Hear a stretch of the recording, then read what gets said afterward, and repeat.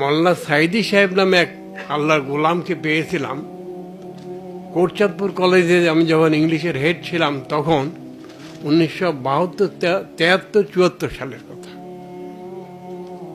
সোলাইমানপুর মাদ্রাস মসজিদের বার্ষিক ওয়াজ মাহফিলের প্রধান অতিথি।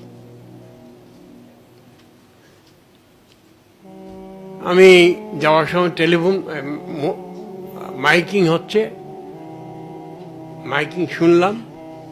তখন আল্লাহ শব্দটা শুনলেই কলিজা জড়িয়ে যেত, সেই সময়ের কথা আমি বলছি। ক্লাসে পড়ালাম, প্রিন্সিপালকে বললাম যে আপনার বাকি টিচাররা কি আজকে বাকি ক্লাস নেবে আরো? তো ওখান থেকে দুইজন এসে বলল আমরা নেব না, তুমি একাই পড়াও। আমি ঠিক করলাম 4 ঘন্টা পড়াবো। তো 3 ঘন্টা আমার ইংলিশের সাবজেক্ট, এটা উপরে যা পারলাম বললাম। আমি একটা দিনও আলহামদুলিল্লাহ না পড়ে কোনো ক্লাসে যাইনি।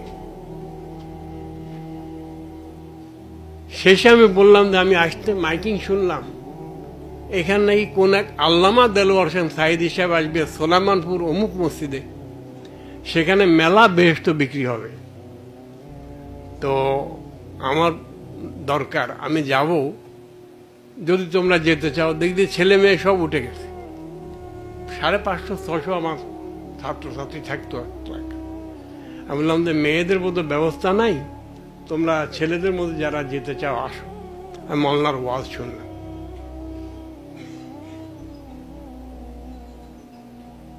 আমি কথাটা এই জন্য বলছি, এটা আমার জিন্দেগির, আমার নিজের জন্য শিক্ষা। পরে ওনাকে দোকানে, বাজারের ভিতরে একটা দোকানের দোতলায় রাখছে। আমি সকালবেলা ফজর পড়ে মসজিদে ওনার সাথে দেখা করতে গেলাম। ওনাকে বললাম যে মাওলানা, কালকে তো আমি বেস্টে কিনতে গিয়েছিলাম, কিন্তু একটা বেস্ট আপনি বিক্রি করেন নাই। তো যাই হোক, আমি আপনার কাছে আসছি, 2-4টা কথা বলবো। উনি বললেন যে বলেন, আমি অপেক্ষা করছি।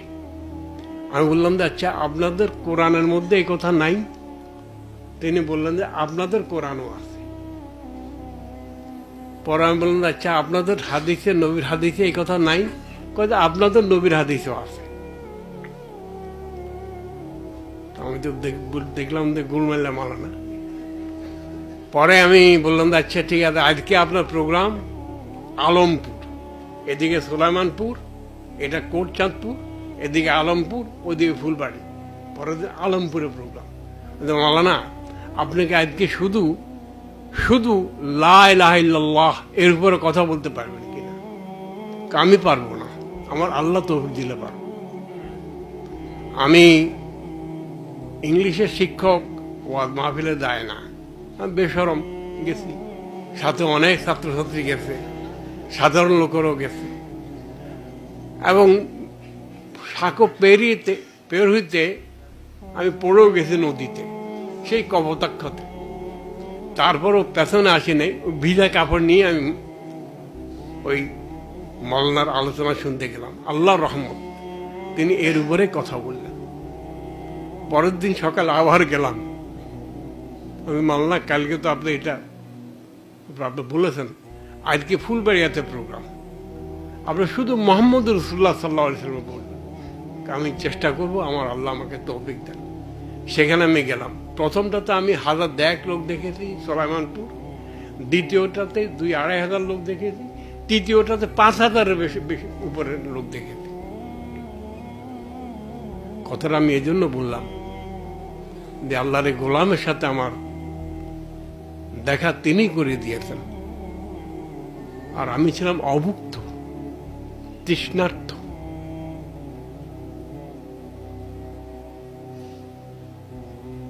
আমার ক্যান্সার হয়েছে, আমি আল্লাহকে শিকায়ত করি নাই। আমি দোয়া করছি, আল্লাহ আমি যেন তোমার বিরুদ্ধে কিছু না বলি, কোনো অভিযোগ না করি। কিন্তু আমি ওই সময় শিকায়ত করছি, আল্লাহ কি দিয়েছিল আমাদেরকে, আর এখন আমরা সে কথাগুলি বলতে পারি না কেন? আমার স্বাদ লেগেছে সাইদি সাহেবের কথা এই জন্য যে আমি ছিলাম তৃষ্ণার্ত। এখন আল্লাহ তাআলার মেহেরবানি দেখুন, আমি নামাজ পড়তাম না যখন, তখনও মাল্লা মোহতারাম, ওই বার্ষিক যে মাদ্রাসায় ওয়াজ মাহফিল হইতো সেটাতে কিন্তু চাদর একবারে ভালো মতো পরিষ্কার পরিচ্ছন্ন করে যেতাম। কিন্তু প্রথম যে আয়াতটা পড়তেন 3 ঘন্টা ওয়াজ করতেন, আয়াতের তর্জমাটাও পেশ করতেন না। আর আজকে দেখেন আল্লাহর রহমতে শুধু আমাদের এদেশেই না, সারা দুনিয়াতে হয়েছে, কিন্তু এদেশে অনেক, আমি মনে করি এটা আল্লাহ তাআলা বাংলাদেশের প্রতি বহু অনুগ্রহ করেছেন। এটা সবচেয়ে বড় অনুগ্রহ যে দায়ী আল্লাহ তিনি বানিয়ে দিয়েছেন। তার মধ্যে 2টা গোলাম এখানে আছেন। আমার প্রথম কথা শেষ, আমার মনে হয় যে সাইদি সাহেবের এই ওয়াজ শোনার পরে আমি ঢাকা চলে আসলাম। তাঁতি বাজারে গিয়ে দেখলাম মুরব্বীরা বসে আছেন। আমি তাদেরকে বললাম যে আমি একটা খনির সন্ধান পেয়েছি। কি? এই আপনার লোক পাঠান, দেখেন। তারপর আলহামদুলিল্লাহ প্রোগ্রাম হলো, সাইদি সাহেব সারা দেশে আলোচনা করলেন। আর এখন তো না সময় দিতে পারেন না, এই যে বললেন না, এই গোটা রমজানে একটা প্রোগ্রাম নিয়েছেন আহমদুল্লাহ সাহেব, আর ওনারটা আমি শুনবো পরে। যাই হোক, আমি 2টা দাবি জানিয়ে শেষ করতে চাই। এর দাবি সকলের কাছে, মেইনলি এই 2 বুজুর্গের কাছে। আগের দিনে কিন্তু বড় বড় বিল্ডিং করে এই দিনী মাদ্রাসা হতো না। একজন উস্তাদকে কেন্দ্র করেই দূর দূরান্ত বহু দূর থেকে, দূরের দেশ থেকে লোকেরা পড়তে আসতো। আমার প্রথম দাবি হচ্ছে আপনাদের মতো যারা আছে, আমি আবার বহু বছর ওয়াজ মাহফিলে বহু বছর যাই না, আমি যদি যত শুনবো ওয়াজ মাহফিলে সত্য কথা বলবে, আর এটা আমাকে আমল করতে হবে, এত পারা যাবে না। এখন আমার দাবি যে আমি চাই যে এই হযরত মাওলানা আহমদুল্লাহ সাহেব এবং সাইফুল্লাহ সাহেব, কে সাইফুল্লাহ নাম রাখছে আল্লাহ জানে, এত সুন্দর নাম, তো আপনাদের সারা দেশে ডিভিশনাল হেডকোয়ার্টার এবং ইম্পর্টেন্ট জেলা এবং ইম্পর্টেন্ট কিছু আগের সাব ডিভিশন এবং ইম্পর্টেন্ট কিছু থানা, এটা আপনারা বাছাই করে নেবেন। আল্লাহ তাআলা আপনাদেরকে দীর্ঘ হায়াত দান করুন। আপনারা এখানে মোবাইল মাদ্রাসা করে ফেলবেন এবং স্টাডি ক্লাসের মতো এখানে আপনাদের আলোচনা 2 দিন 3 দিন 4 দিন চলবে, এবং এখানে এটা একটা মাদ্রাসা হয়ে যাবে, ঘর নাই কিন্তু মানুষগুলি আছে। আমার চৌধুরী ডাক্তার হাসান, উনি অনেক সুন্দর সুন্দর কথা বলেছেন। তো একটা দাবি, এটা কি মানা হলো? চেষ্টা করার, হ্যাঁ, আচ্ছা, এটা শুধু ওনারা দাবি করলে হবে, ওনারা মানলে হবে, আপনাদের মানতে হবে না? আপনারা কে কে মানলেন? আমার নিচে নিশ্চয় বোনেরাও মানছে। শেষ, 1 নম্বর দাবি শেষ। 2 নম্বর, এই পাগল বহু বছর থেকে, সেই 72-73 সাল থেকে একটা আবেদন জানিয়ে আসছিলাম। সেটা হলো ইমাম বেশিরভাগ জায়গাতেই ট্রেডিশনাল খুতবা দেয়। ইদানিং আলহামদুলিল্লাহ অনেক মসজিদে অর্গানাইজড খুতবা দেয়।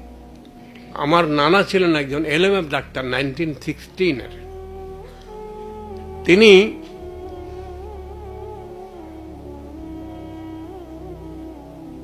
বছরের প্রথম 3 মাস যত রুগী আসুক, চিকিৎসা শেষে তৌহিদের দাওয়াত দিতেন। 4 মাস, প্রথম 4 মাস তৌহিদের দাওয়াত দিতেন, এই অল্প সময়। তারপরে 4 মাস রেসালাতের দাওয়াত দিতেন, না সরি 3 মাস রেসালাতের দাওয়াত দিতেন, তারপরে আখেরাতের দাওয়াত দিতেন, আর শেষে কোরআন এবং হাদিস এর দাওয়াত দিতেন, সারা জিন্দেগি করেছেন এটা। আচ্ছা, আপনারা যারা ডাক্তার, 1973-74 সালে এই ঢাকাতেই মেডিকেল কলেজে আল্লাহর এক গোলাম, আপনারা তাই কেউ চিনেন চিনেন না, এখানে আছে, আমি মেডিকেল কলেজে স্পেশাল দাওয়াতি কাজ শুরু করলাম। আমাকে কেউ কেউ বললেন যে আপনি এটার উপর এত জোর দিচ্ছেন কেন?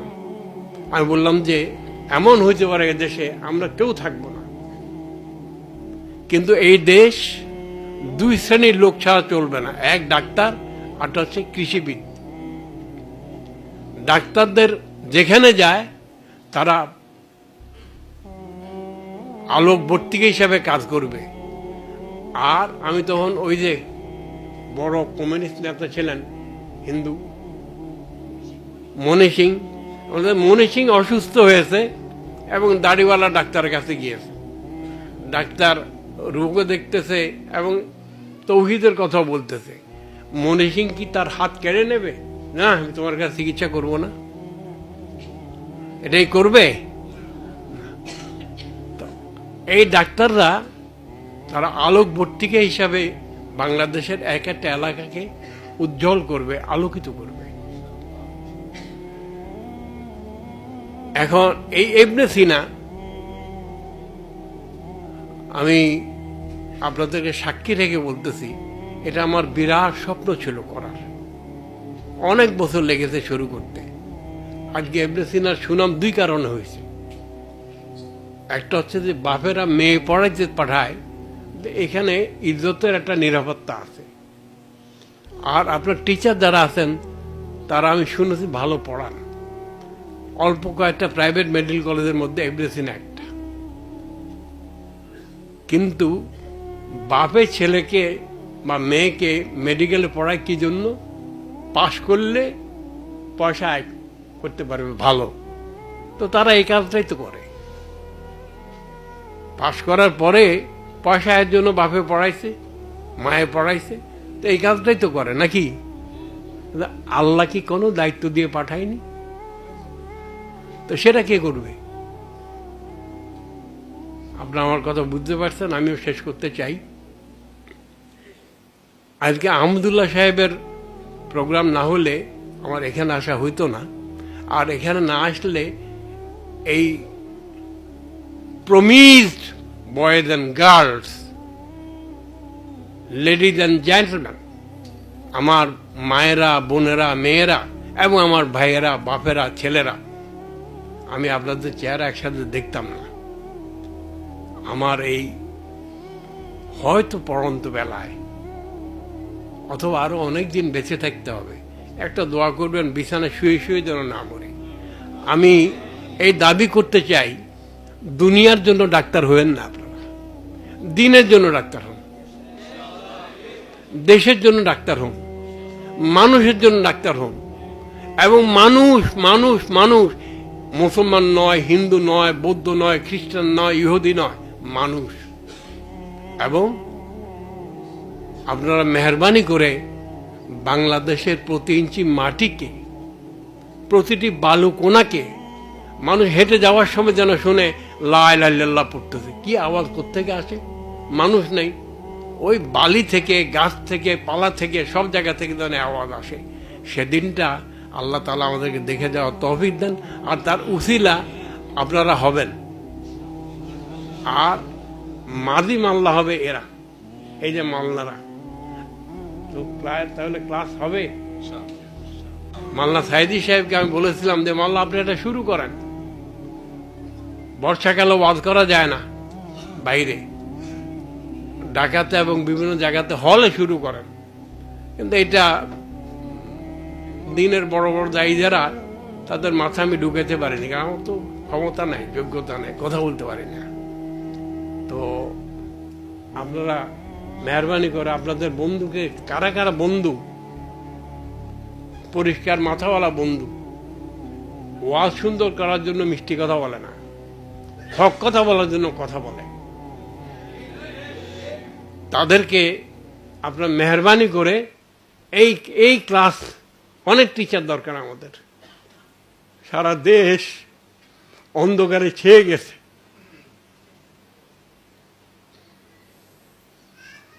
এটাকে আলোকিত করতে হলে এই রশি আপনাদেরকে ধরতে হবে। এই নৌকা, নদীতে পানি নেই, টেনে নিয়ে যেতে হবে। যেমন ইস্তাম্বুল জয় করেছিলেন, ওই জাহাজ টেনে নিয়ে গিয়েছিল যেভাবে, সেভাবে আপনারা নেবেন। আর আপনাদেরকে আসলেই টেনে নিয়ে যাবেন কে? আল্লাহ। আমি ইবনে সিনার সকলকে শুকরিয়া জানাই। এই আহমদুল্লাহ সাহেব আর আহমদুল্লাহ সাহেবের রসুল্লাহ সাইফুল্লাহ সাহেব, তাদেরকে দেখলাম। আর এরকম একটা আপনাদেরকে একসাথে দেখার একটা লোভও ছিল, এটাও পূরণ হইল। আমি আমার কথা শেষ করতে চাই।